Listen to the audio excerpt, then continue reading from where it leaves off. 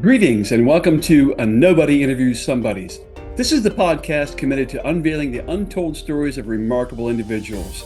I'm Jerry Klingerman, your guide through the maze of extraordinary lives and experiences. Whether you're curious about the journey of influential figures, seeking inspiration from their successes, or simply intrigued by the human behind the headlines, this podcast is your guide. So tune in as we celebrate the stories that remind us everyone's journey is a story worth hearing. Welcome to Nobody Interviews Somebodyes. I'm your host, Jerry Klingerman, and I'm talking with Robbie Ripoll. If you are at all involved in the ink community, you know that name. He is a world-famous tattoo artist, very, very active and well-known in that world. We were just talking off camera a little bit, and I think it's a good way to jump in, Robbie. You and I met at a mastermind of sorts in Orlando, Florida. Yep. And it was actually in conjunction with Funnel Hacking Live 2021. And it was kind of weird for me because number one, I was the oldest guy in the room by far.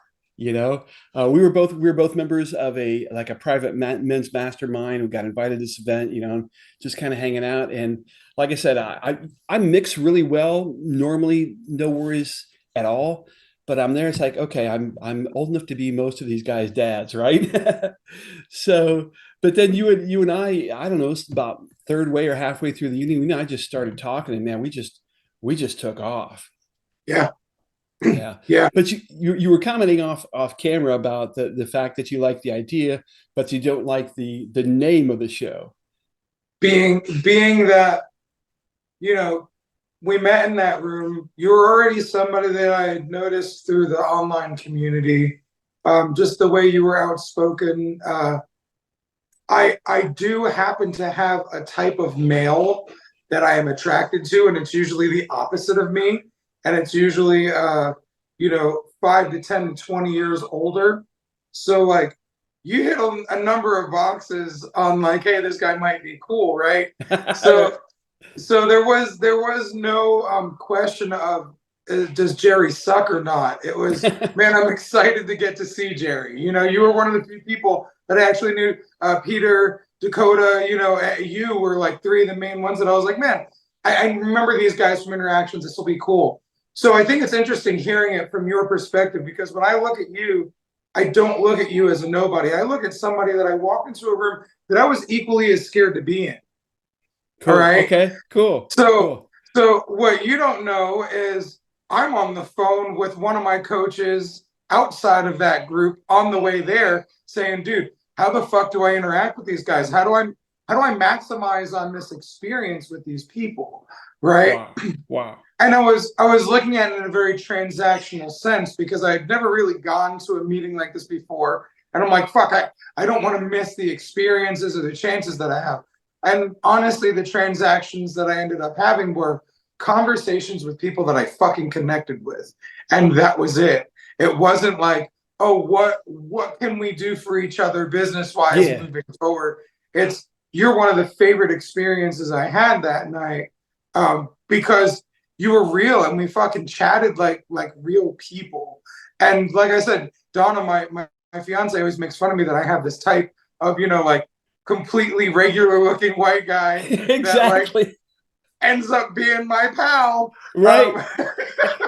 Right. Well, that's how I would describe it too. It's like, I'm the typical white dad, right? As I was thinking about this interview, I'm like that dude on the insurance commercials with the beige jacket who stands in the elevator and turns around and starts, talking to people. I legit will start conversations in the grocery store checkout line. I do it all the time. Right. And so but I think that's part of the beauty that you bring to that circle, or any circle really, is the fact that when I was just telling Donna who you were before I jumped on, I was like, man, we had a great time at the mastermind group. He's one of the people that I feel like is real people. We can have regular conversations. We want to develop our businesses and our brand and all that, but sure. We also want to connect with people, and that's I think that's why you and I clicked so well, and why I feel like this venture for you is going to be very fruitful, because You are an amazing conversationalist. You know how to, walk up to a guy like me who I'm feeling insecure in this room, right? Like, I'm not a businessman the way I viewed everybody else in the room. The thing we had in common is I've been an entrepreneur my whole life. And I was walking into a room full of dudes that I think are mostly entrepreneurs. And maybe there's some people I could learn from. I didn't even think I was going to like find dudes that I just really thought were awesome dudes and be able to like enjoy spending time with them. Like I enjoy fucking imbibing your social media content. You and dad at the fucking brewery is the most wholesome shit. But like, think about it, dude. How many cats do get to have a real relationship with their dad later on in life? How many cats really get a good relationship with their dad at all in their fucking life? So to me, that's sexy, like that's attractive. I'm like, fuck yeah, man, this guy is taking care of his dad. But like the cool thing is you can see in the interactions is you and your dad give each other life force. You know what I'm saying? Like you guys seem like homies. And Yeah. that's right. And like you go to the brewery and you probably talk about the cute girls and the this and that. Oh my God. Like, You should hear him. My dad is 92 years old, almost 93, and the dude is a player. I mean, dude, he's a total player. you can But see it. oh yeah. And I mean the girls love him. I've got some pictures of him at Glover Park Brewery in Marietta, Georgia, which Marietta is a really cool town. Glover Park's an awesome brewery. And when we had his birthday there last year, man, the babes were all over him. I bet. Uh, I but bet. just to give you a little backstory on that, I number one, I always have friends reach out to me privately, whether it's on text or through Messenger or whatever. When I post pictures like that, guys my age, saying, "Man, I wish I had that, the ability to just go sit and have a beer with my dad." The best story and how it started actually was we bought a season ticket package to the Cleveland Indians, now known as Cleveland Guardians. We bought a 20 game package in 2016 or 17. We at the time we lived about an hour south of Cleveland, and we started going out to dinner beforehand. Of course, we're wearing the gear and stuff, and we were at an awesome brewery in Northeast Ohio called Fatheads. Which, dude, if you ever get to Cleveland, you got to go to Fatheads Brewery. Anyhow, we're sitting there at the bar, and again, he was, I don't know, 85, 86 at the time. And I'm like, where do you want to sit, Daddy? Like, I want to sit at the bar. Heck yeah, let's go sit at the bar.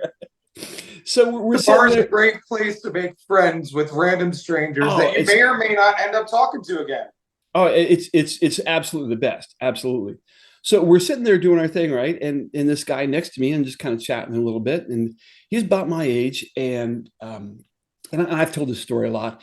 He starts figuring out who we are and stuff. And he's like, wait a minute. He's like, your father and son? It's like, yeah, he's like, and you're sitting here having a beer together and you're going to a baseball game together.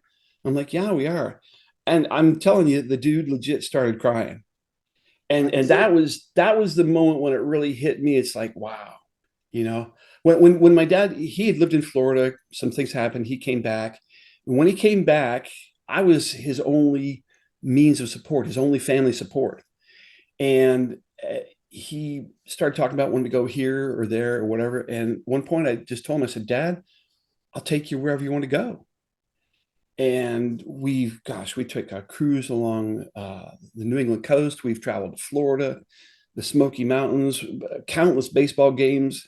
And now that we're down here in Georgia, we try to go to a different brewery every Sunday, or we've got a handful of favorites. But yeah, it's just it really is awesome getting to do that because he was probably typical of that era, that he was a busy dude. He was an executive. Did we have time for each other? Nah, not really. But now it's like, I mean, when we're in the car, I just let him talk. I just let him talk.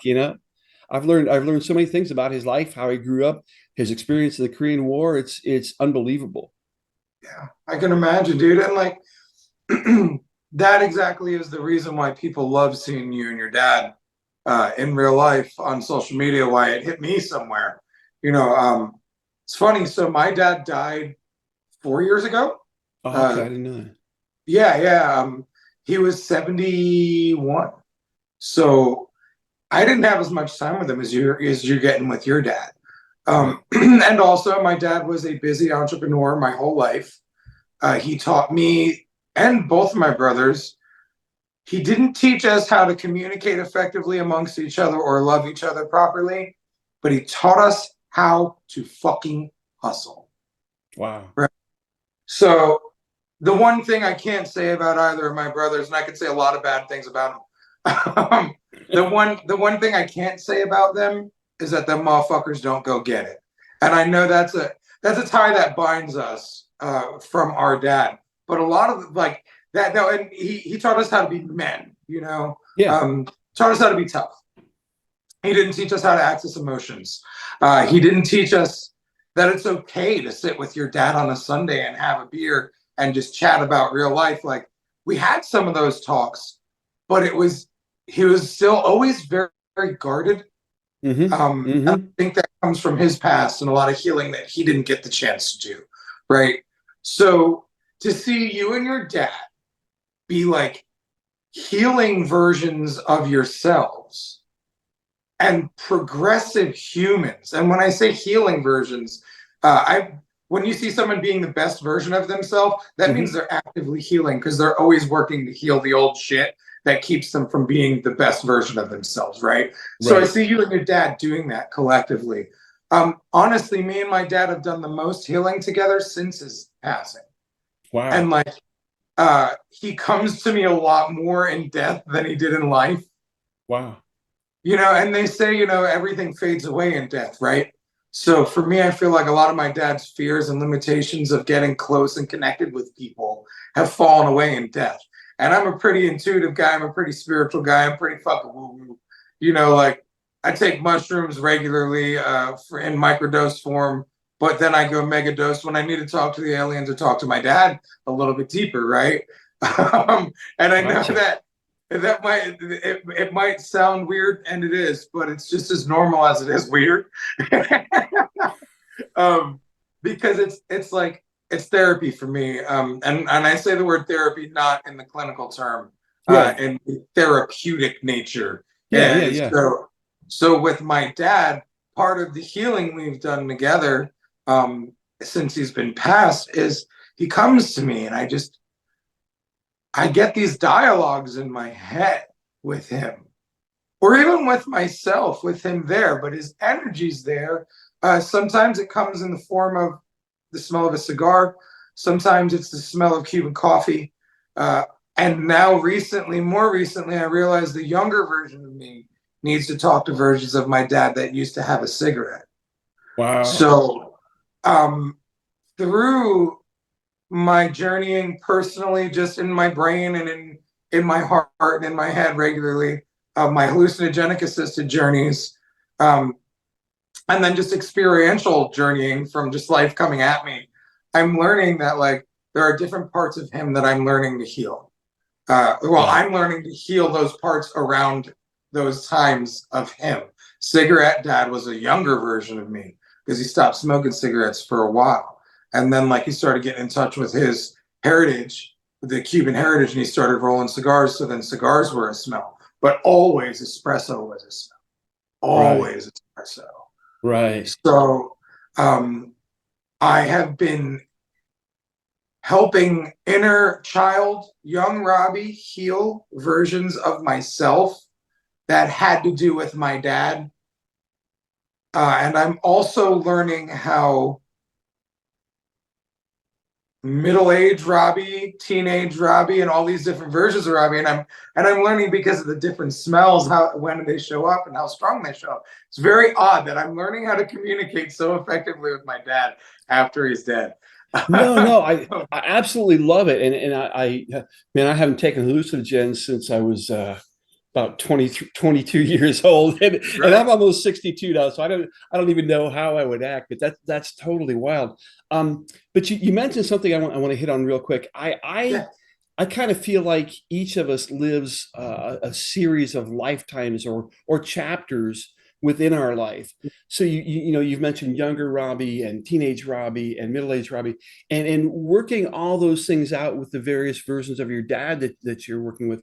Is that helping you move forward right now? How's that affecting you? So absolutely, yeah. I think a lot of it comes from, my dad's past, but now me and my oldest son are finally having Discord, and we've never really had that.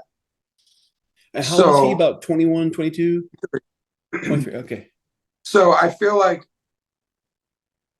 and one of my mentors, who's a friend, we go to Cracker Barrel every Tuesday, and we solve all the world's problems, I right? love it. And one of the things he helps me through is navigating stuff like this, because he is a metaphysical healer. He does foot reflexology and hand reflexology, and he hosts uh, an emotional healing workshop locally in Florida. So he does a lot of stuff involving emotional healing, metaphysical wellness, spiritual healing, things like that. And he fits a different side of the older white guy that I'm attracted to. He's more of the hippie spirit leader guy, right? So I collect all these older versions of myself, guys I want to be like, and so on and so forth, and I spend time with them.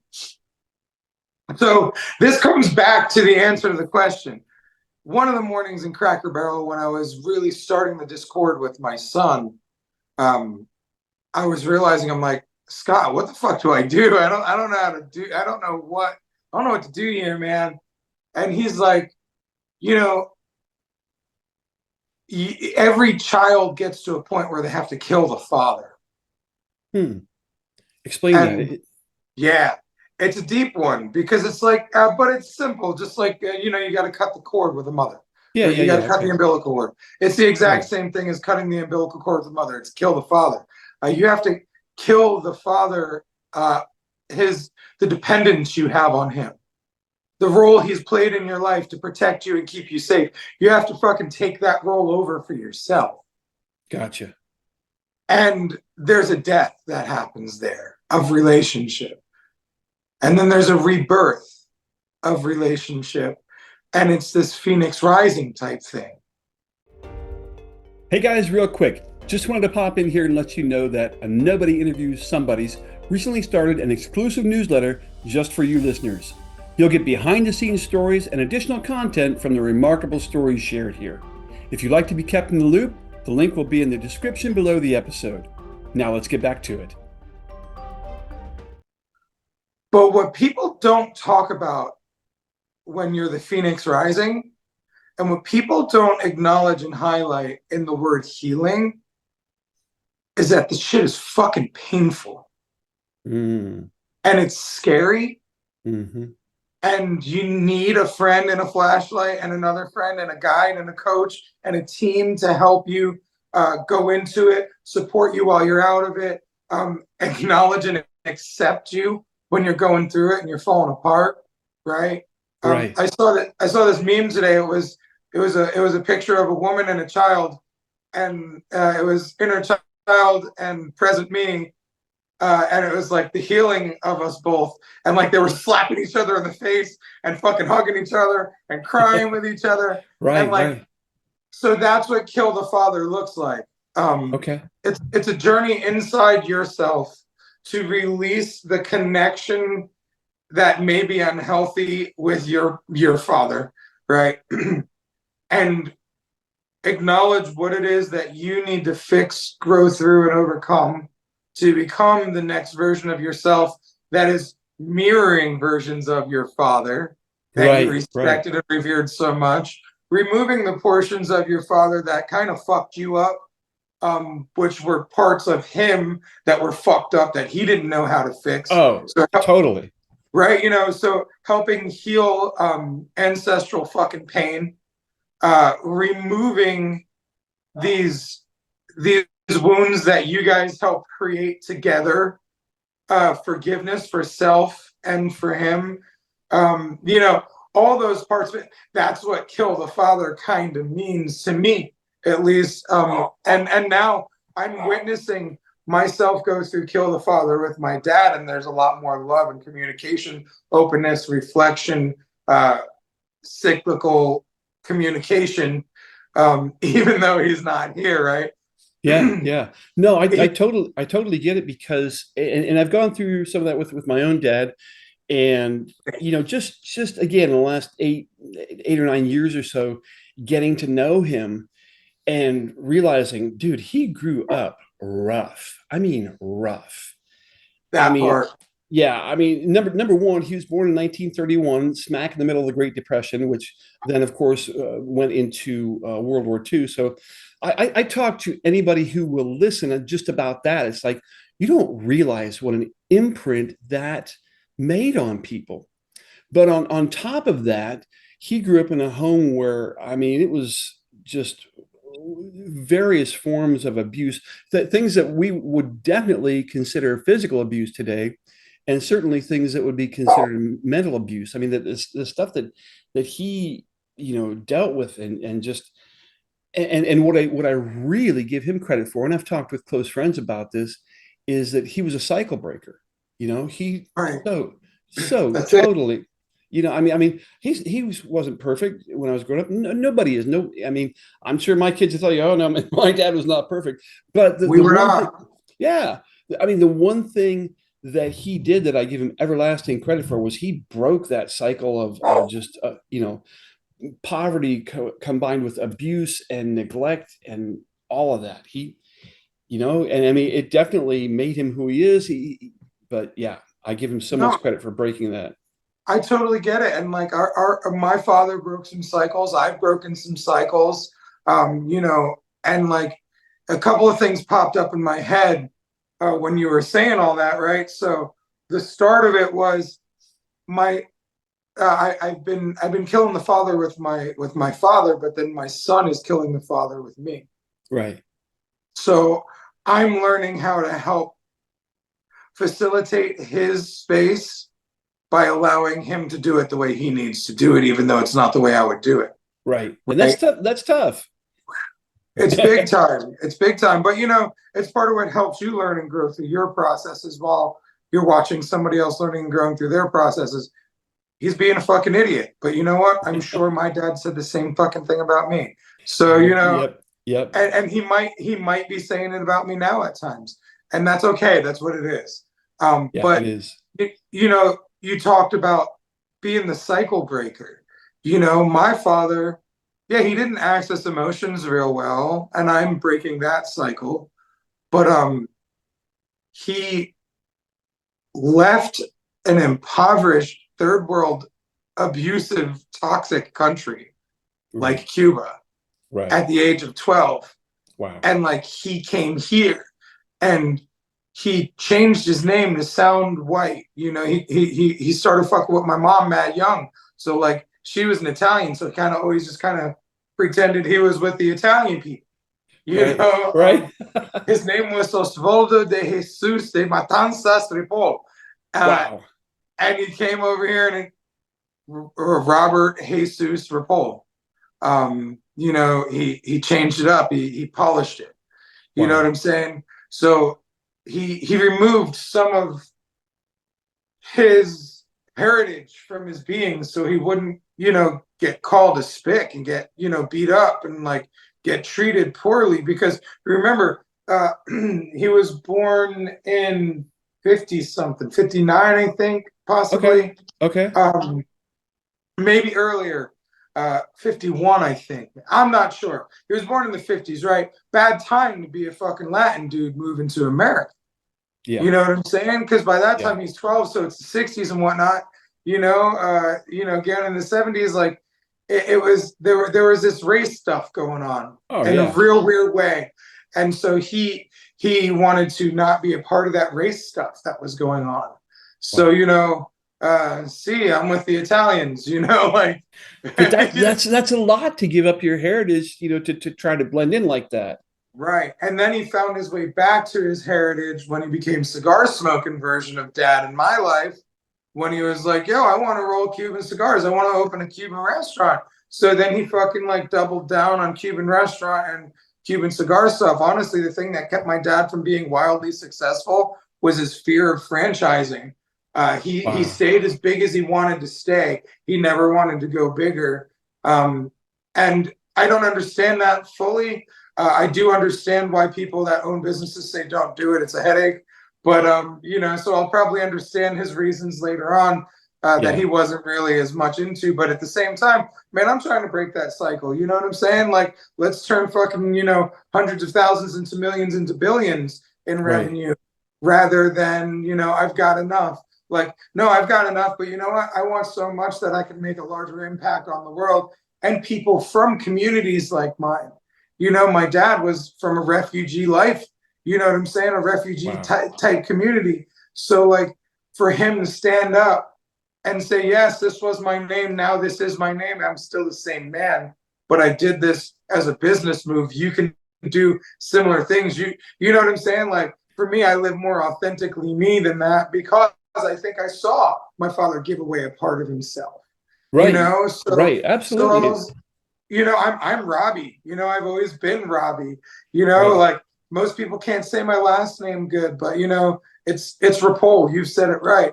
Most people call me Ripoll, and that's fine. You can make that mistake. I don't need to correct you. Other people will, or you'll ask one day, or you'll do the research. But at the end of the day, I watched my father give up so much of himself. Look, man, if you think I'm Ripple, that's fine. Some people say tomato and they ain't saying it wrong. Some people say mater and they ain't saying it wrong. You know what Right. I'm Right. saying?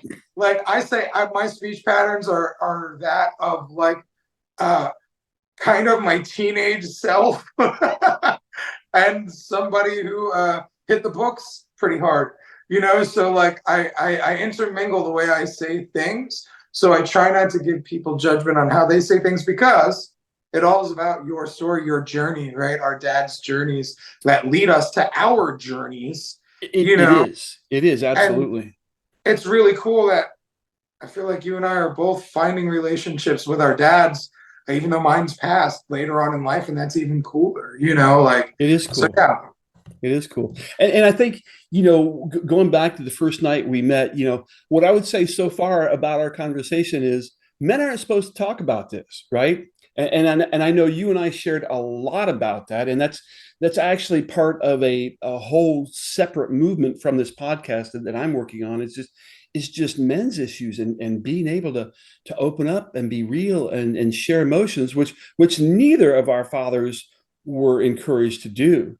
And I mean, like that first evening we met, dude, I mean, 15 minutes into our conversation, we're hugging and crying. Bro, and like so it's so funny that you say that because mirrors, right? We're mirrors of each other. 100% because one of my missions is helping people access their emotions.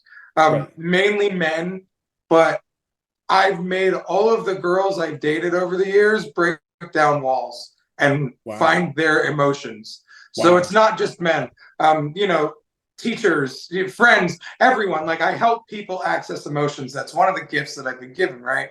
And so the the seminar I just fucking taught a week ago last Sunday at the coolest brewery I've ever been to in Fargo, North North. Dakota. Right. Right. I saw Dude, that.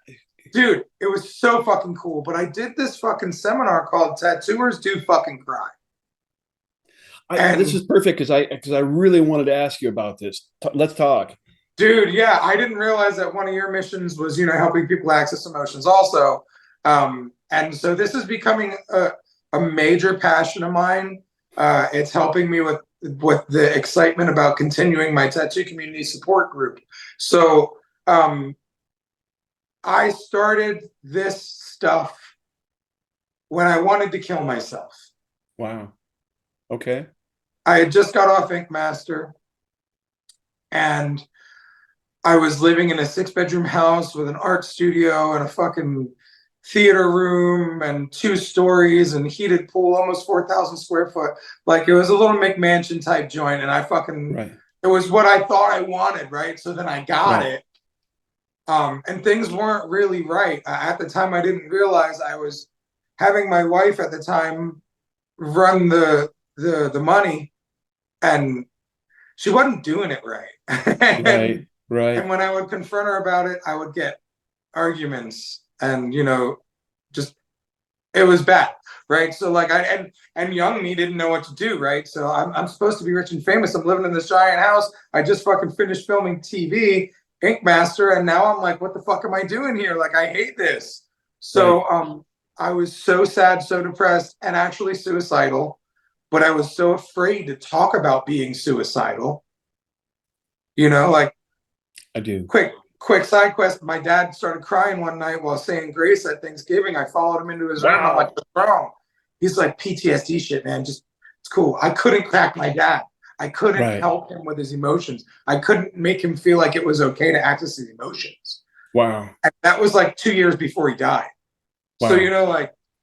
on his deathbed, he refused to tell my mother, I love you. Wow. So like, he's like, I show you, Kathy, I don't got to tell you. So like, he was a hard motherfucker. You know what I'm saying? So going back to this access and emotion shit, being afraid to say I'm terrified of dying or wanting to kill myself. Like, I haven't really been this deep in these emotions since I put a bungee cord around my neck in my early ages and realized it wasn't worth it, and a bungee cord wouldn't do the job. So let's just not even try this. Right. Wow. And so, and that was maybe 9, 7, 8 at that point. So I've been a dark Wow. dude most of my life, right? Wow. I've always been fairly overweight and insecure about that. I've always been the youngest of 3 brothers. So like, I always felt like I was playing the king of the hill and losing. Um, and so all of this backstory is where we get to with the seminar, right? So like, this is a lot of backstory about me. The youngest of three boys. I wasn't really supposed to cry, but I wasn't supposed to be tough either, because if I was tougher than them, I lost. Right. Because Right. they were losing, so they had to make sure that I would lose. So it was always this weird competitive thing, and I didn't really want to be in a competition with my brothers, but I did egoically, but like naturally and emotionally, I didn't. So like, I could override my ego, but my ego would get the better of me and compete with them, right? But like, in my true self, my healing self, the best version of myself is, no, I don't want to fight with these dudes. I just want a relationship with them. Wow. So it was always a lot of this inside myself, and Yeah. men, Yeah. right? But look at the different ages and layers and levels of men that I had these weird relationships with. So I learned on TV that, well, maybe one of your things is crying, dog. Because you Wow. said you didn't want to cry on TV, and you cried on the first fucking episode. Wow. So maybe one of your jobs is to let big, strong, scary, tough, beautiful men like yourself and every other flavor of man or human feel like, hey, it's okay. Because if that person, the fucking pinnacle of tough guy, can sit here, bawl his fucking eyes out, and hug you, and you feel love and healing coming off of that person, then how the fuck are those tears bad? They can't be. Yeah, they're not. Exactly. Yeah. So that rolls into the seminar, right? So all of that stuff I've been going through most of my life leads up to the seminar. Every step you've taken has led you to here. Absolutely. So, the seminar, I didn't know what I was going to do, man. So there's no script. You just not at all. That's so awesome. That's the best way to do it, man. That is the best way to do it. So peep this. I'm talking to Athena, the lady that's putting on the convention, via Facebook. We've never met before. We met through a mutual person that tried to take her down and did me dirty. Oh. And this person was supposed to be a coach and a healer and a lover and a good person. Yeah. So it sucked, right? Yeah. But that's what it was. And bad relationships sometimes bring great things. The wife that was doing weird things with the money taught me how to keep a better, safer, closer eye on money and have healthy communication with my partner about the money, right? Instead of just being like, I don't want to deal with the money, you do it. Why are we poor? Oh, you mismanaged things. Yeah, right. So like every fucking step of this has brought us to where we are. So that person brought me and Athena together. And Athena threw this convention at this fucking brewery. And so another weird side quest, I hadn't been drinking for 6 months because my body doesn't like the drinks because I fucking drink and I drink heavy. So Right. I have gout and it fucks with me and it sucks. Uh, And so I gave myself 6 months of no drinks. And I was like, yo, like my body is hurting from this. I should fucking stop. You know, like right. I am a drunk. I might be an alcoholic. I do have a drinking issue. Because I love it and it's a great way to fucking turn off. But when you use it improperly, it's bad for you and it turns into poison. Because you know, Right. you're kind of poisoning yourself to get a little loopy. Oh yeah, It's fun. absolutely. Right, right. So you have to make sure that you're using that magic properly. So it's helpful magic rather than evil magic. So the Right. magic of drinking, right, can be bad on you the way I was doing it. So I decided to stop it. Then the brewery convention comes, but then also doing this fucking emotional seminar. So there was a lot of different layers of that weekend that was going on. And I just bring that up just to kind of put you in a little bit of a headspace of where I was. You know, Yeah. like Yeah. I'm doing this seminar, but I'm also allowing myself to use drinking as a turnoff again. You know, I can Wow. switch the brain off, you know, or Wow. I can get a little silly. So I went through a range of emotions with drinking that weekend. I got fucking jealous and scared and weird and had to talk and cry to Donna for a little bit during one of the days. And like, you know, we acknowledged that it was probably the drinking and my insecurities and so it was a very emotional weekend outside of the emotional seminar. We did the seminar on the Wow. Sunday because it was just the best timing for me to get the best, the artists that were going to be able to show up at 9 a.m. and give me a couple hours of their morning before they went to work. So, you know, I'm giving you a lot of side quest info. Like I No said, just to worries. get context of like how it all went down because the guy teaching the seminar about how to cry isn't a guru saying, I don't cry, I'm perfect. You're No, right. Yeah. you know, for me, it was the guy saying, well, I definitely am not fucking drinking Saturday because if I fucking drink Saturday, I'm going to have somewhat of a fucking residual hangover for Sunday. And I want to be fucking clear headed for this seminar. So, Right. like, I didn't get to drink myself into submission and not anxiety over the seminar. Right. I just had to face all of how are you going to do this, right? So I know I just went a lot of different places. So going through the Facebook messages with Athena, I was like, yo, I think I'm going to name it this. And she's like, that's cool. And then I was like, I think I'm going to name it this. And she's like, that cool. And then I came on, you know, Tattooers Do Fucking Cry. It was powerful and it was meaningful and it said something to me. She gave me the thumbs up. I was like, all right, cool. She agrees with this. Let's ride with it. I created a fucking image of me crying in front of my camera, talking to my phone one day. Oh my And gosh. then Wow. and then just captioned it and put a cry face emoji. And it said Tattooers Do Fucking Cry. And it's me crying my dick off. And so like so everything had just been like weird and all the like the way I just explained everything, that's how my brain always acts. So like Gotcha. all of it's all over the place, just like, ooh, this squirrel, this squirrel, this squirrel, but I get shit done. And see, that's the creative side of you, and I Right. suffer from that as well. It's just like it's our biggest blessing and our biggest curse. You know, what Absolutely. makes us so creative is also what makes it sometimes impossible to get anything done. Right. Right. So, but at the same time, if you work with that, Yeah. and you don't try to squeeze that magic into a piping tube and you just allow that magic Yes. to fucking flow, right? So Yes. that's what I did. I was like, okay, Thursday I'm gonna have some drinks, you know, maybe Friday, I don't know, but definitely not Saturday, definitely not before my seminar. And I don't know what I want my seminar to be, but I know it's called Tattooers Do Fucking Cry. But in the coaching program I've created, the Rad Academy, powered by the Magical Motherfucker Method, um, one of one of the things I teach is if you don't know, just fucking ask the question and Right. wait. And just wait. Whether you write it down, whether you write it down on your phone, whether you voice memo it, whether you have an accountability partner, whether you hash it out with a therapist or a friend or a therapeutic friend or a therapeutic stranger, no matter what, like you're gonna find the answer. Just ask the question. Whether you go on a shamanic journey and fucking ask your ancestors, right? Whatever the fuck it is, because I've done all those things. Wow. right?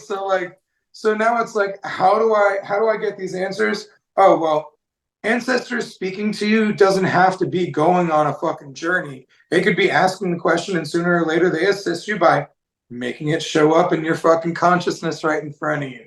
So I Right. just kept asking, what do I do? How Yeah. is Yeah. this Yeah. seminar supposed Wow. to look? And I Wow. was asking the questions I would ask a tattoo client to help them get the answers. I was asking the questions I would ask a coaching client when I'm like trying to get you to break through and trying to get you to find your own answers because I can't find them for you. So it was like the things that I do outside of this, let's just do this inside of here. And it was, what do Right. I do? What is this seminar supposed to look like? And so I had this great intro, and it was going to be like, how many of you wanted to fucking kill yourself? And I was just going to start real hard, right off rip. And then like somebody left to go like grab a coffee or something right as I was about to start. And I'm like, fuck, well, I don't want to do the intro without them here. They're going to fucking miss the impact. But that was exactly something that needed to happen. Right. Right. Because what ended up happening was, because, I set up my phone on a tripod, just so I can have some sort of recording of it, whether I ever use it on public platform or not, at least I'll have notes to go and give myself, Right. So Sure. I started this. And so and that's what I'm saying. So I set up my camera. I still don't know what I'm doing. This person leaves. Now I'm a little bit more flustered. And then I started it the way I started my first coaching program. I don't know what I'm doing here. I have no Wow. idea the format or the way this is supposed to go, but I do know I'm supposed to be doing this. Wow. And then I just started sharing my stories that made me cry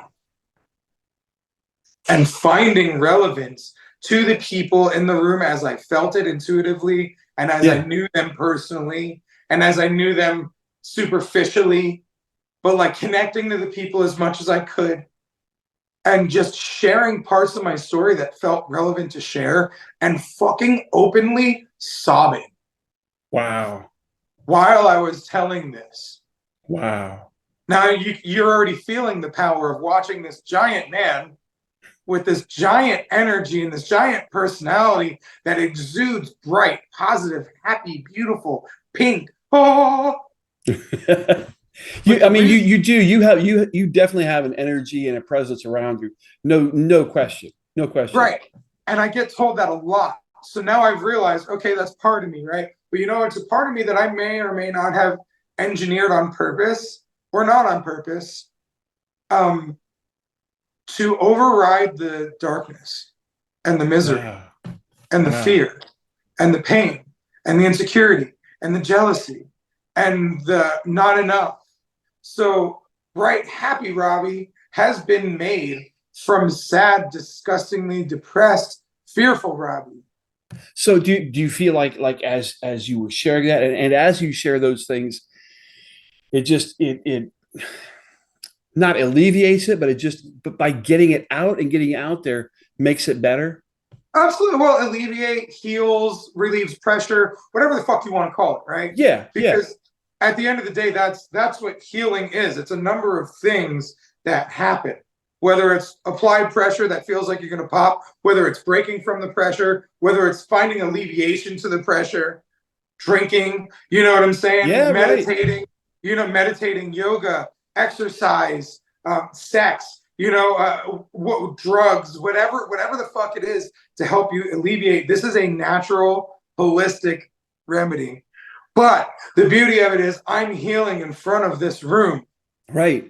So now Right. I've just written a fucking permission slip for everybody in that fucking room, signed by their higher self, signed by their parents, signed by their former self, signed by their president, everyone in their life signed by, so that way they have permission to also alleviate That's so and powerful. release.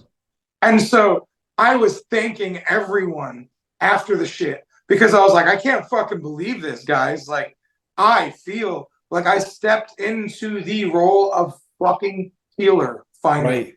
Right. Because Right. I walked into a room a fucking long ass flight away. You know what I'm saying? Like Yeah, yeah. Florida, North. Yeah. it was a day and like 8-hour drive if I was gonna drive. Right. Yeah. That's a long fucking drive, That's a dude. long drive, man. And I consider 12 hours a meager drive.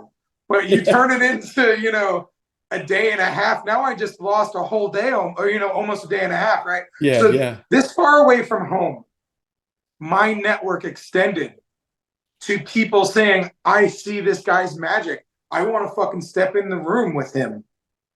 And one of the people that was there was a former military cat. Really? And he played the game the whole way through. Like, his eyes had a hard time fucking undrying. And there was a couple military cats in the room, but one of them specifically really touched me because I was watching him and another cat be versions of my dad. Wow. In my seminar Wow. about accessing your emotions. And the one of them, he came up to me later. He's like, I had to leave. He's like, I got too real. He's like, I Wow. couldn't, like, it just wasn't the time for me, man. Right. Right. Right. Right. Yeah. Yeah. I do this in private, but like, man, thanks, but I had to go. And I want to let you know I wasn't being rude. That's another version of my dad. My dad would have never done that. Oh, I can believe that. Absolutely. My dad would have never said, hey, man, sorry, I was about to get emotional, so I had to leave. He would have just pretended it never happened. So I got to like heal these versions of my dad while I'm in this room with these people that I'm helping healing versions of themselves. So it was this big, super snowball effect of healing. That's so awesome, man. That's so right? awesome. And it just, I mean, it all comes back to what we originally talked about is it's just men and what we're supposed to do, allowed to do, not supposed to do, or not allowed to do. Just being who we are. And I tell people all the time, it's like men are emotional creatures. We're very emotional. I don't know. I don't know if women really understand that, and I don't mean that as a put down at all. But I No, don't. because we're presented as not emotional, so we can go Yeah. fucking kill and provide. Right. Yeah. Yeah. That's No, our job. you're absolutely right. But yeah, and the example I like to use, like, listen, you get a bunch of guys sitting around a campfire, like Council Fire of the Braves, right? Alcohol involved or not, it's like we're going to share. We really will share, Real shit. and I think women would be surprised to find if they were a fly on the wall there what we really talk about. We will go deep if we feel like we can, If we feel safe enough. exactly. And I think, that's where a lot of male female relationships fall down, is because men don't feel like they're being given that space to really open up and show that side. We just don't. No, And unfortunately, excuse me, unfortunately, it's getting worse generationally, I think. I mean, you get down to like some of the Z's and millennials, and I've seen things online where a guy will share and there'll be comments from women like, I won't repeat them here, what they call them. It's like, what are you doing? This guy has opened up and shared some emotions, and you're calling him the P word. right. Blows me away. Blows me away. And it's funny because I just fucking posted a motivational square that said, go follow your stupid dreams, you big crybaby fucking pussy, or some shit like that. And you know what? It's a way to like soften the nature of the way that stings when people come at you like that. Because then the words I wrote under it, talk about how it doesn't come easy. The road's going to be filled with tears. Don't give up. Right, yeah. And that's the thing, being brave, not giving up. Crying and still doing the task. Because you know what? For me, if I cry before, during, or after the task, it's probably going to save somebody from getting some sort of emotional abuse from me.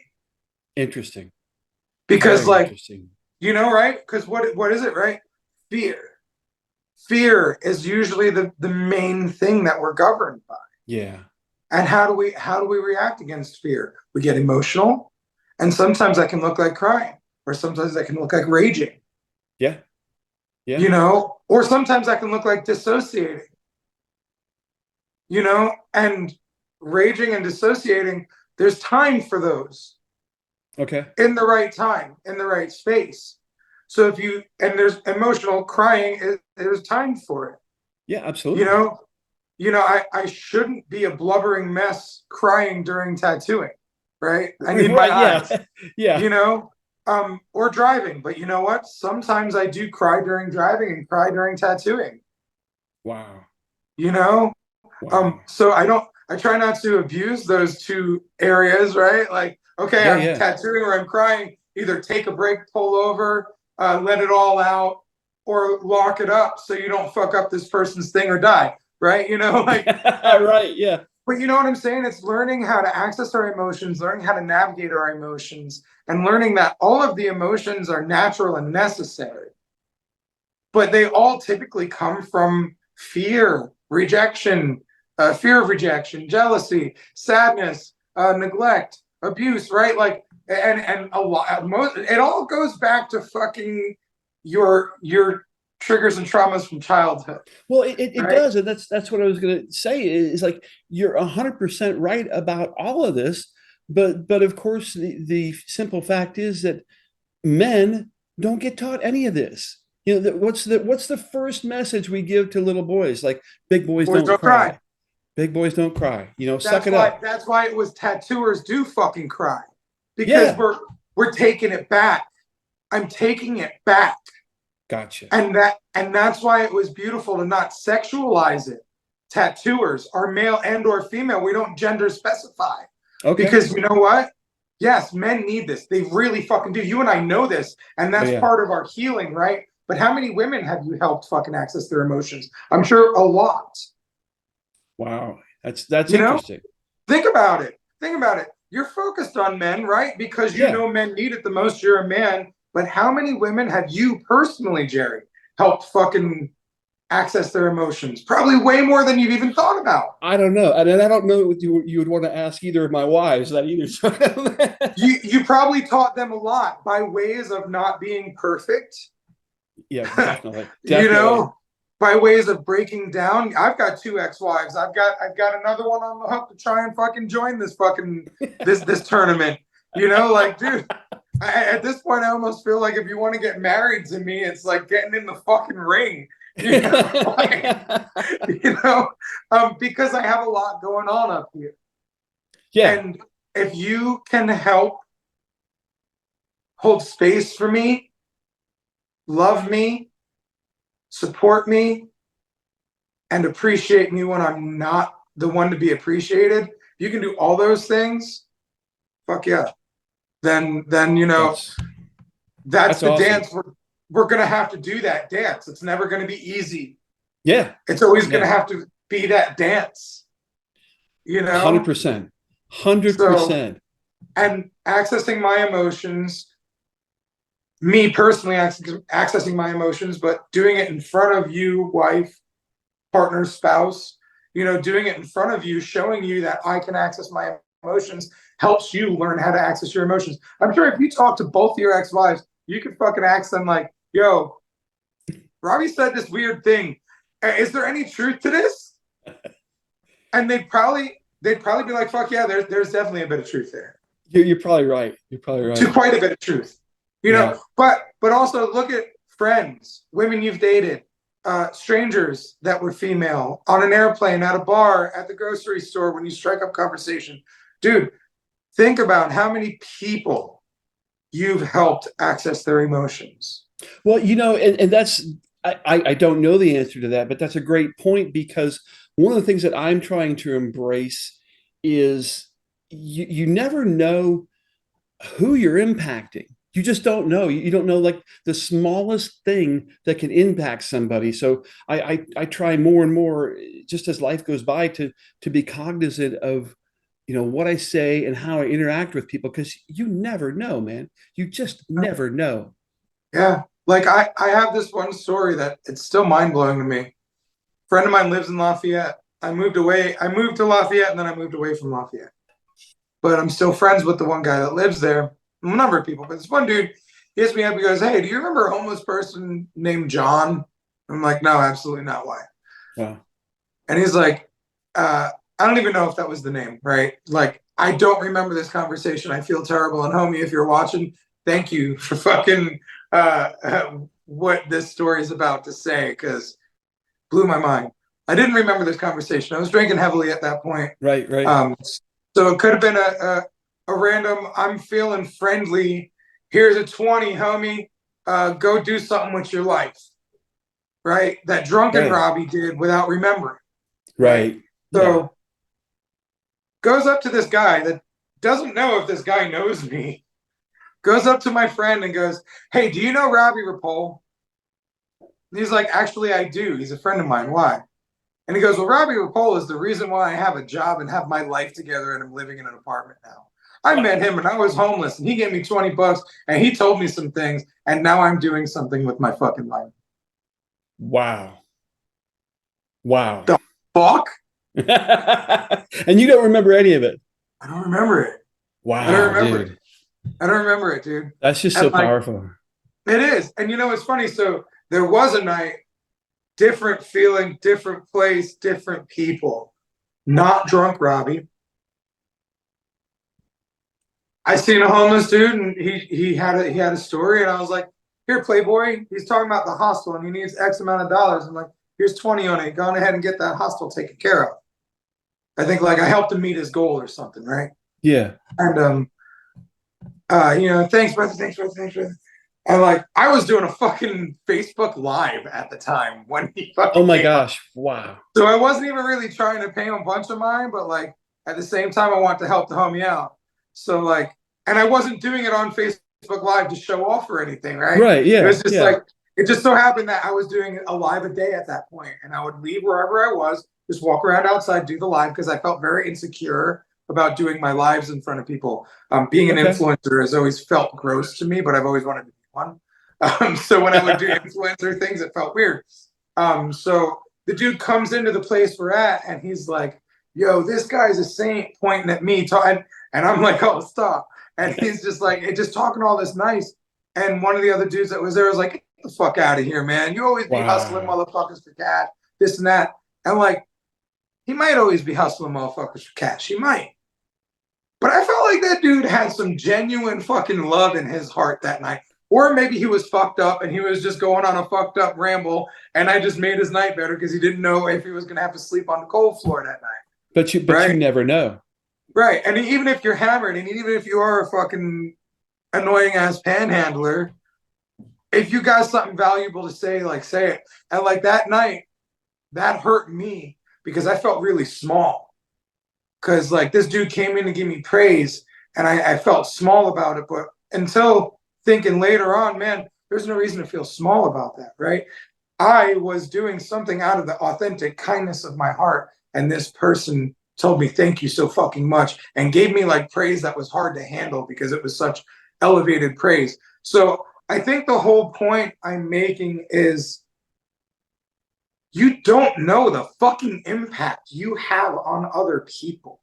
Dude, a number of times recently, I've been sitting in circles with people, whether we're at the tattoo shop or hanging out at a restaurant or something, around like a number of pretty women that I consider attractive women. And they start talking about all these insecurities they have. And then I'm like, "Yo, that's wild. You have the same insecurities I have." And then they're like, "Yo, that's wild. You as men have the same insecurities we have." Wow. Right. So this is why I tell you, you don't know the impact you're truly making. Being a person that is from the heart and loves others the way you do, and like operates from a heart-centered place and speaks from such a true, authentic nature, and like does uncomfortable things to help yourself grow, progress, and become the best version of yourself.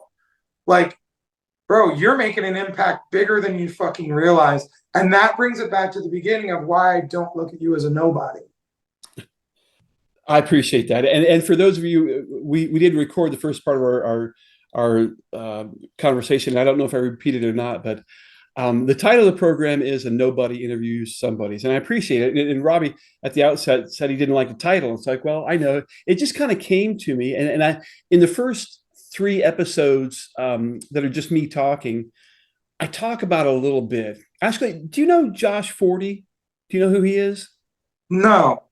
He's an entrepreneur, young kid, really sharp. I've taken some of his stuff, and he was the one going through one of his programs that made me realize that I could achieve this dream. I've always had this this dream. I just shouldn't say always. For the last 5, 10 years, I've imagined myself interviewing people who are basically not above me, but who maybe have achieved more or more celebrity or whatever. And the best example that I could think of what I wanted the show to be was a show, believe it or not, that William Shatner used to do. It was called Shatner's Raw Nerve. It was just beautiful. It was just him like in this weird design couch talking one-on-one with people. And they were amazing interviews. So when I finally got the courage to say, okay, I'm going to do this podcast. I'm going to do this. I was like, I want a pattern after this. Just two people basically jamming out like we've done today, you know. So what if let me throw a reframe on the name. Okay. All right. Interviewing somebodies. I could do that. I could do that. Me personally, I like the ring of it. I mean, and that's how we're branding it right now. Look, and that's the thing, dude.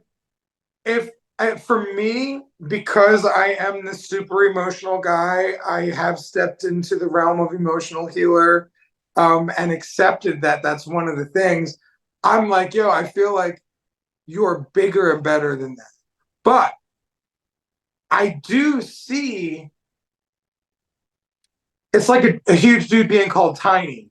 You know, it's like right, yeah, yeah, yeah. right, and nobody interviews somebody. It's a play on words. So like, don't allow me and my like emotionalness to come in and take away an idea that you actually love and want to run with. No, we're totally good, and I get where you're coming from. You know, it's just for some reason when I started thinking about it, because you know, and I'm imagining myself. I'll tell you who my great white whale is, and I shared this with one of my coaches. Okay, my ultimate interview would be Eddie Murphy. Honestly, Okay. I think he's one of the most fascinating people to come out of the entertainment industry in 50 years. I mean, the dude was a teenager when he became a breakout star on Saturday Night Live. He's you know, I mean, you don't just do that. Anyhow, he's and part of it for me is the fact that I don't think he's gotten the recognition inside his own community for what he's done. He's a freaking genius, an absolute genius. And by the way, just a little plug, Eddie, if you ever happen to see this, this is your open invitation to come on the show.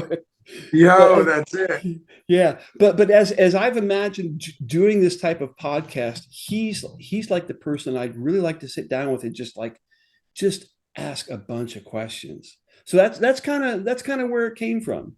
Okay. Yeah, man. And like I said, I love the play on words. I don't love that you're calling yourself a nobody because you're somebody to me. I appreciate that. And that's really, I think that's the elevator pitch of that sentiment for me. You know, that's so cool. Like, there is some magic there, you know. But you know, just remember you're somebody, dude. And like it'll be cool to see you have interviewed so many somebodies now that you're a name amongst the somebodies in that realm. And like, because I also have battled with feeling like a nobody. And I've had so many people tell me I'm somebody lately. You are. That, thank you. You know, like I have to remember that, right? Yeah. I just went to a barbecue where I felt a little more famous than I would have liked to be. I would have liked a little less eyes on me that day. Right. Right. So it's interesting how that happens. And then like when I talk to some of these young dudes that I know and that like, you know, my son's friends and just cats that I know from life that, you know, you always mentor the young cats as much as you can.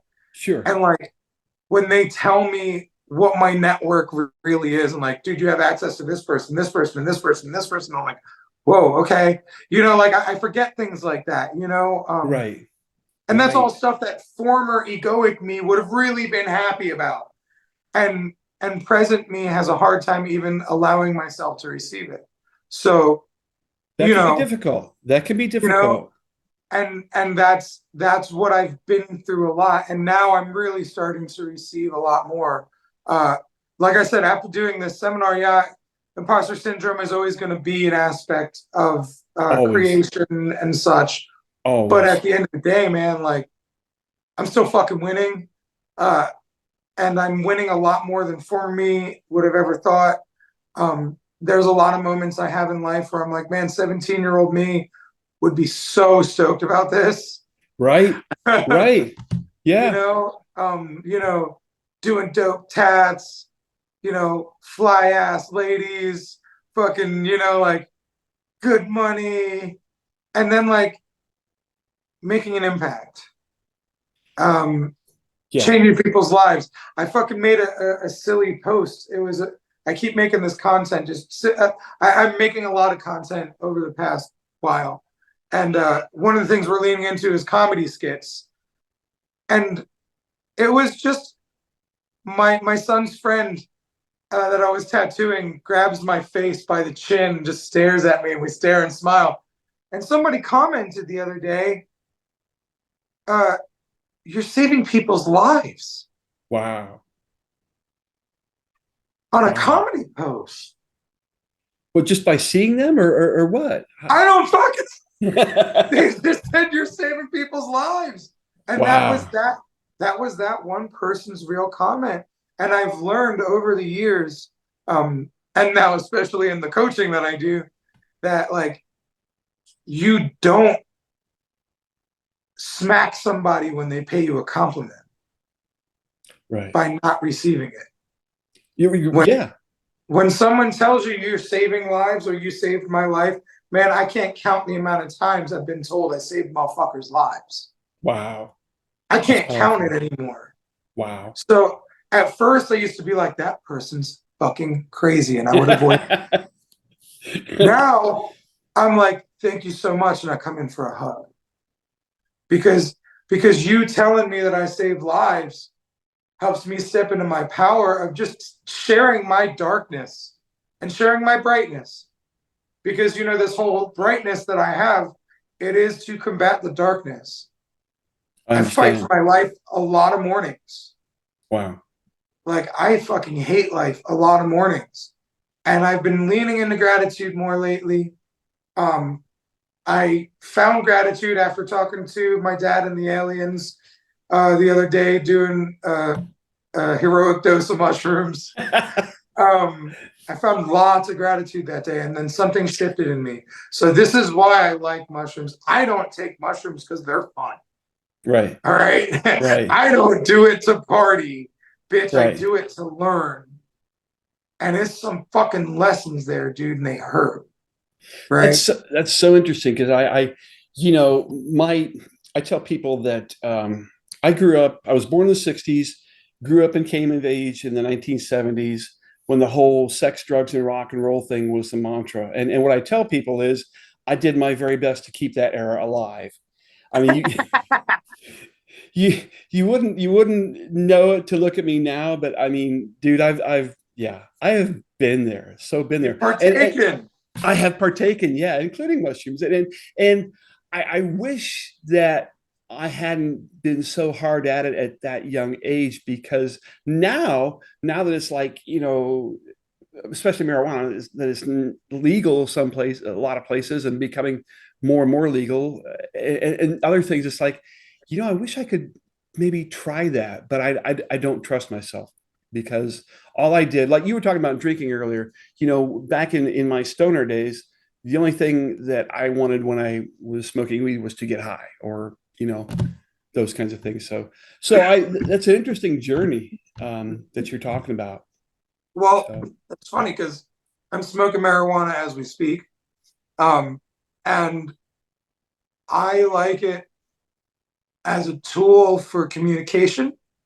Uh, I find I do get tapped into my communicative abilities a little better. So that's why I was like, I'm gonna bring it in this interview, and I'm oh, not gonna make a big deal about it. And you know no what? worries If we here. if we talk about it, then cool. And if we don't, we don't. But like, Right. so I have these regular struggles with substances, right? Like I don't like to smoke because I don't like what it does to my body, but I like the medicinal effects of marijuana for me. Being an angry guy, it always calms me down to a degree. My my counter lady, she's a management human. She's bigger than counter. And she's a tattoo apprentice as well, and a young single mom. Very impressed by this person. And she's a tiny little 24-year-old who can tell me, yo, you're spicy today. And most people are afraid of spicy Robbie because I'm scary as fuck. Right. I don't know how to fucking control my tone at those times. So I'm having a regular conversation in my head and I sound like I'm eating your fucking head off. Wow. You know what I'm saying? Wow. So like Sky can call me out on this shit. And so like, I'm like, damn, I like the medicinal purposes of marijuana, because the other day she's like, I was so glad to see you were doing it. You were taking, she walks in, she goes, I was so happy to see you were taking your medicine because you came in a little spicy. And I knew this day was coming, and I was like, I thought it wasn't going to. I thought I had a handle. She's like, nah, it's cool. I get it. Wow. But like, and so like, you know, just yesterday I fucking microdosed some mushrooms. It's a little heavier of a microdose than I wanted. But I was also able to like live and drive and be a human. It was just making awareness of emotions that were popping up in me. So, you know, a lot of this stuff isn't for a party anymore. Yeah, right. And that's how I wish I could do it, but I don't. At this stage in my life, I don't trust myself to do that, because right. And this leads into like the thought of wanting to do certain retreats. Yeah. That involve medicinal mushrooms, that involve you know, even medicinal marijuana use. Right. You know what I'm saying? And discussions about it, including meditation, including yoga, including, you know, light to moderate to heavy exercise if that's what you're into, including just chilling and fucking talking and connecting, including having alcohol on hand if that's one of the things that you want to play with. You know what I'm saying? Like retreats that, like, you know, I feel like a retreat like that, you know, like the old guys party that ain't a party anymore. Yep. You know, because like when you learn how to harness these things for the sake of good, you don't abuse them. You just use them when you need them, or you use them when it's proper, when it's the right venue to access it. Yeah. And there are some guys doing that, and cards on the table, total transparency. That's one of the things that I'm working toward is doing those kinds of retreats. I mean, the podcast, this podcast itself, like I mentioned earlier, is not part of that, you know, but the whole men's movement, retreats, and just emotional stuff, that's a total separate unit that I want to do. So you know what? I'm gonna write you a permission slip right now by fucking sharing one of my fucking visions, right? Okay. So tattooers do fucking cry. It goes into programs about how to help tattooers access their emotions, but then opening that larger up to the tattoo community. So I created a tattoo community support group. So if you're a part of the tattoo community, you could be in that group because you're friends with me and you have interest in the community of tattoos, right? All right. So it's a community support group for everyone, for all to share and throw different perspectives. Because look, Pete, we got a fucking, you know, a psych doc or 2 or 3 in there. Wow. Now, you know, those guys are helping share, you know, modalities of healing to tattooers in this group, right? So the tattoo community support group is something I've really started leaning into lately.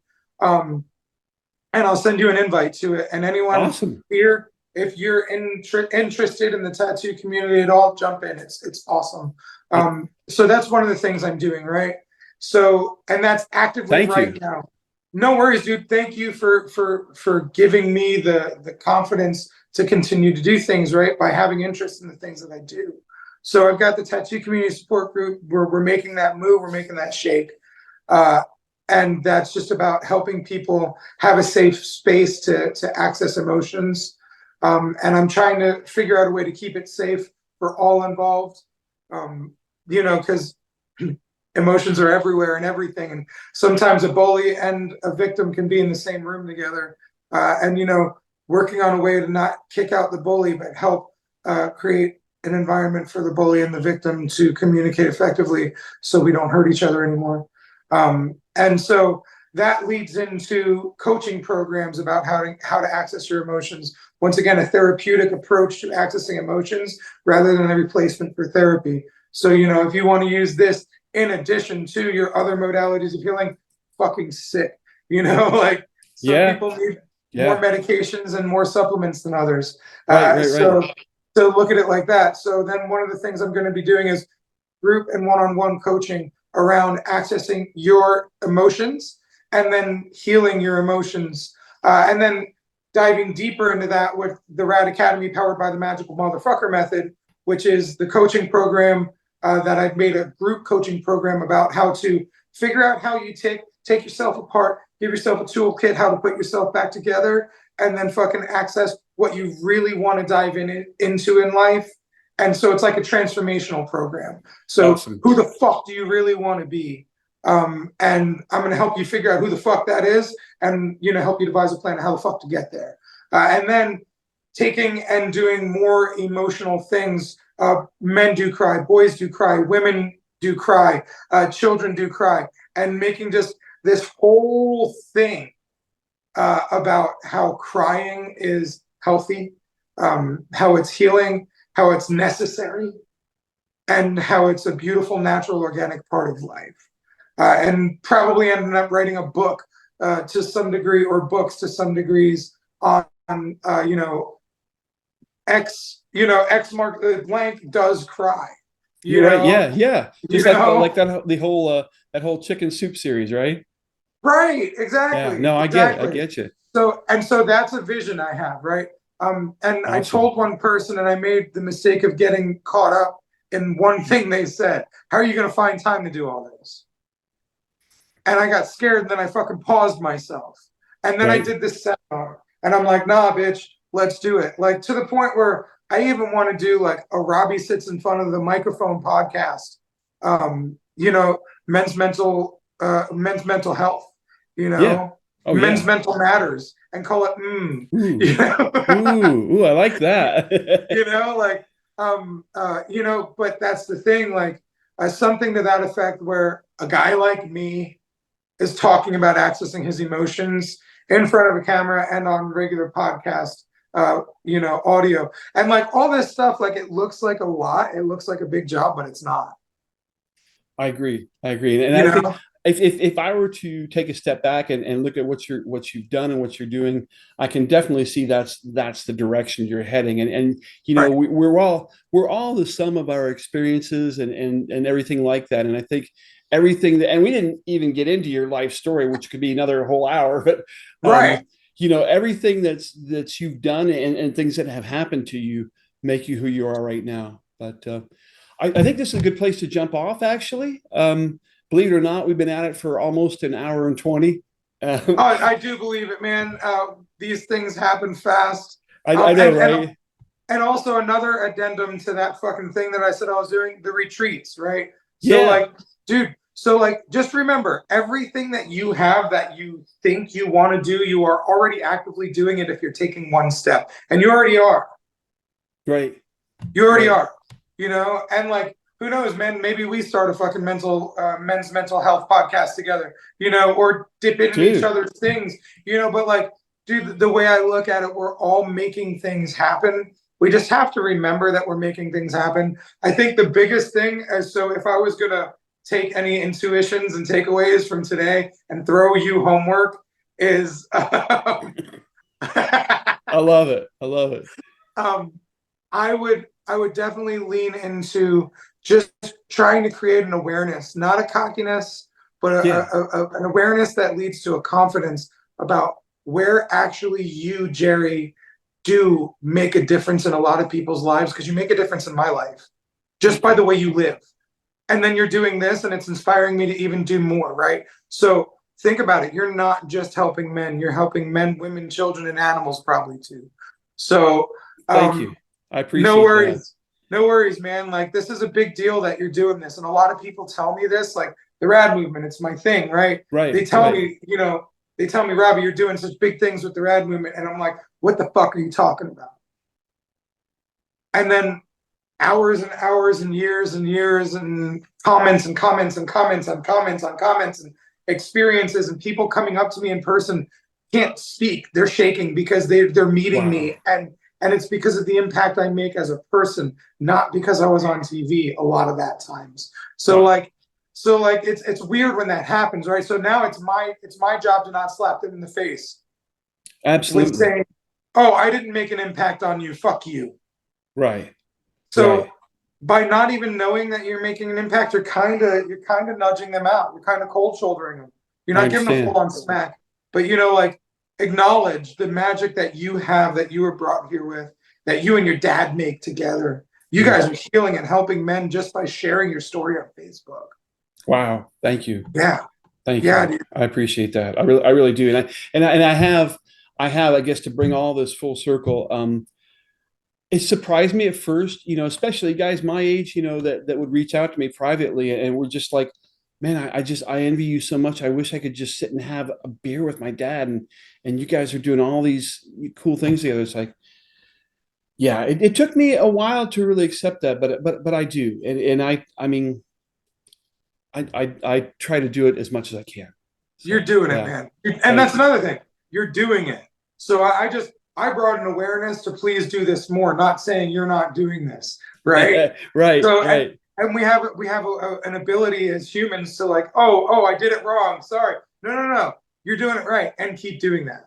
Gotcha. Like Gotcha. yeah, Yep. and that's why I keep talking about myself in it, because like the way that people make me feel by saying, Robbie, you're doing good work out there. Like Right. the thing I hear, the world needs you and people like you. Oh, well, you know what? If that's fucking true, the world needs you and people like you too, because you're like me. So let's Right. just keep this chain going, Let's just do it. you know? Absolutely. And then Absolutely. anyone that watches this, keep this chain going. If you're people like us, you probably are. If you're watching this, Yeah, keep it going. Because we absolutely. all we all have good, we all have great, we all have magic, and we all have fucking dark and scary and shitty. So let's lean into the good. Let's acknowledge and access the dark when we can. Scream into a pillow. Go to the fucking gun range. Go to a boxing gym. Go take MMA classes. Wakeboarding for me. Riding around corner 3, facing the sunset. Going into corner 4, just fucking riding. Oh, it's church for me. You know what I'm saying? And Right. like, Right. if you don't wakeboard on a cable, you probably won't even know what the fuck I'm talking about. But like, for me, that's church, right? So find church for you. Some people it's crochet, Absolutely. and Absolutely. it's not religious. It's all spiritual. It's all an inside job. You know, It um, is. It is. Jerry, thank you so much, Oh man. no, thank you. I appreciate you more than you know. We'll definitely put it in the show notes, but just give people a shout out. Where's the best place to find you, Robbie? Okay, cool. So, I like this part. It gets a little lengthy too, though. But like, so the simplest answer: Robbie Ripoll on all platforms. ROBBIE RIPOLL on all platforms. And if I'm not on that platform, if you can't find me, I'm not on that platform. The Rad Movement. It is the_rad_movement on Instagram. It's the Rad Movement on Facebook. It's the Rad Movement on YouTube. Uh, and so then I have my Radding Florida stuff. That's all the tattoo stuff. So Right. depending on what you're looking for from me, if you're looking for tattoos, go to raddingflorida.com. That'll lead you to all the social media and all the booking. If you're looking for Rad Movement stuff, that is just go to the respective places of I'm building the Rad Movement website back up, but the Rad Movement on YouTube, I'm going to start kicking that back into gear again, but I've got a lot of content there, and I do a lot of content on the Rad Movement on Instagram. And then if you are interested in coaching with me, group coaching or personal one-on-one coaching, just go ahead and DM me on any of the social medias. Okay. And if you are not friends with me or I'm not following you, try to make that happen. And I try to constantly check my spam. And if you feel like I'm not answering you, you might have gone into spam, go ahead and comment on something. It's all connected some way or another. But yeah, so, and the reason why they get so long-winded is because I want to give people all the different ways, because I never knew how to answer that question before, like, No, how I do they find me? Give understand. a shout out, like, Yeah. Right. now Right. I have a few compartmentalized businesses, so, Yeah. and Yeah. communities. Oh, and the tattoo community support group on Facebook. Uh, that is Definitely something that send me I'm that. Definitely invite me really to that. passionate about right now. So share that link here too, because that's Okay. important. Okay. Shoot that over to me, and like I said, we'll put all your socials in the show notes. So Cool. with that being said, thank you so much, Robbie, for being my first official human guest. I really can't think of a better person to have done this with. So thank you so much. Take care. Dude, Jerry, thank you so much. I'm excited. And I look forward to doing this again because, we have so much more to get into that we didn't even get into. You're right. Cool thing is, it's a very unique interview because a lot of people talk about my story. This was more this other stuff. Right, and exactly. It's an area where we're both passionate, so I like that we share that passion. It is. So me too. Thank you for allowing me to come and sharing my passions with you. My pleasure, sir. Enjoy the rest of your day. Thank you. Thank you. You too, brother. And that's a wrap on today's episode of Nobody Interviews Somebody's. I want to express my gratitude to all the listeners for tuning in. Your support truly means the world to me. If you have any questions, comments, or suggestions for future topics, I'd love to hear from you. Reach out to me on social media or by email. The address is in the description below. Until next time, I'm Jerry Klingerman, reminding you to keep embracing the beauty of every story, including yours.